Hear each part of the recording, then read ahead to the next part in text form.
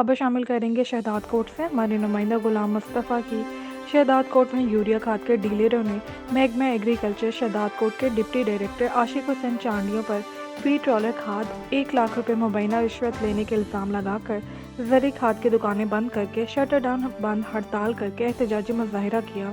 Press conference करके फौरी तौर पर डिप्टी डायरेक्टर एग्रीकल्चर को हटाने का मुतालबा किया है। डिप्टी डायरेक्टर के हटने तक तमाम कारोबार बंद रहेंगे।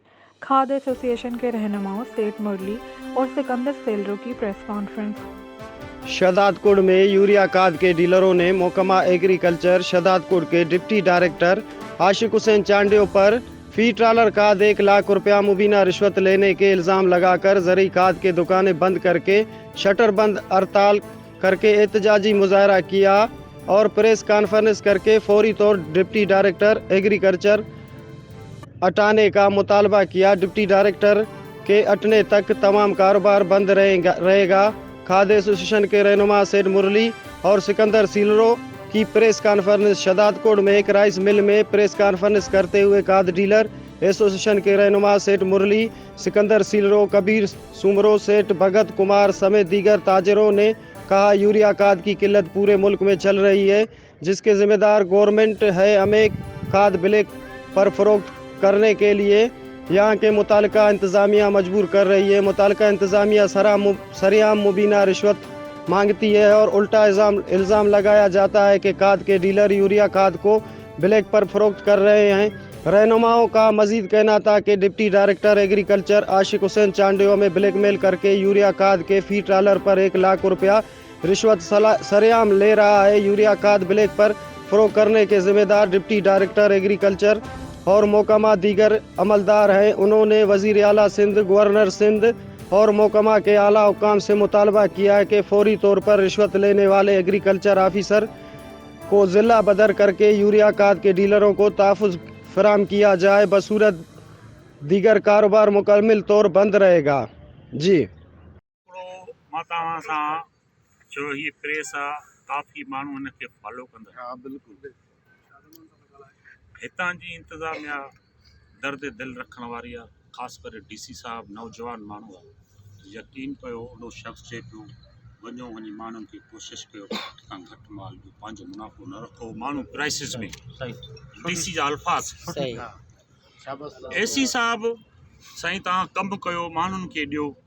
असां था चऊं त माण्हुनि जी चङाई थिए, दाह न थिए। उहो मुख़्तियार कार साहब यानी पूरी डिपार्टमेंट असां सां रवेने जी असांखे हिमथाए थी।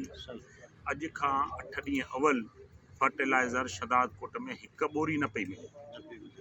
इन्हनि माण्हुनि घुराए असांखे चयो, हिमथायो, तव्हां कमु कयो, असां तव्हां सां ताउन कंदासीं, माण्हुनि ताईं शइ पहुचे। असां कोशिशि कईसीं, भॼ डुक कईसीं त असांजा माण्हू असां उनखे शिकायतूं कईसीं त साईं असांजी फ़ोनियूं थी अचनि। इन्हनि सां 20 साल असांजो कारोबार आहे। असां इन्हनि जे नंढनि वॾनि खे सुञाणियूं। उहे वीचारा चवंदा साईं असांखे 5 बोरा वठी ॾे, असांजी फसल वञे थो। साईं असांखे 30 बोरा वठी ॾे, असां सां वॾी मुश्किलातूं आहिनि। साईं उहो असांजे दुकान ते असांखे जे अॻियां झोलियूं थियूं न्याणियूं झलनि। साईं असां नथा बर्दाश्त करे सघूं, या अचो माण्हुनि खे तव्हां डील कयो। हुननि चयो असांखे बिल्कुलु अहसासु आहे, असां तव्हांखे चवंदा तव्हां वञो, कोशिशि कयो त जेतिरो थी सघे रिआयती माण्हुनि खे फाण ॾियो। असां कोशिशि कईसीं, जंहिंजे तहत असां 2-3 ॾींहंनि में 10-20 हज़ार बोरियूं पहुचायूंसीं।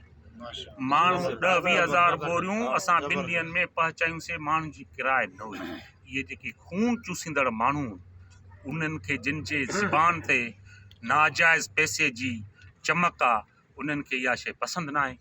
उहे माण्हू टपकण जी माना इहा आहे त असां माहौल ख़राबु कयूं। उन्हनि माण्हुनि जिन माण्हुनि वटि दर्द दिल हो उन्हनि खे बि उन्हनि जे लाइ ग़लति रिमार्क्स ऐं उन्हनि जे असूली माण्हुनि जे हमदर्दी मां अहिड़ियूं शयूं चूंडे कढणु जंहिंसां उन्हनि खे कानूनी तौरु हट करे सघिजे। जीअं मामूली मां अहिड़ियूं त जंहिंसां DC साहब खे कानूनी तौर ते प्रेशराइज़ कयूं। डीलरनि खे प्रेशर छो इन प्रेशराइज़ करण जे पोयों हुनजो पंहिंजो ₹1 रुपयो फी ट्रॉलो आहे। ₹1 फी ट्रॉले जे लाइ छो त असां इहो हिन महिल पंहिंजे आबादगार भाइरनि खे मैसेज ॾियूं था यूरिया जी पोजीशन ख़तरनाक आहे। जॾहिं पेशेंट अस्पताल में वेंदो आहे, ICU में दाख़िल थींदो आहे, त उन ICU जे दाख़िल करण खां पोइ उन जे लाइ के बि शयूं तदाबीर न कबियूं, पहिरां उनजी ज़िंदगी बचाइबी आहे। हिन महिल आबाद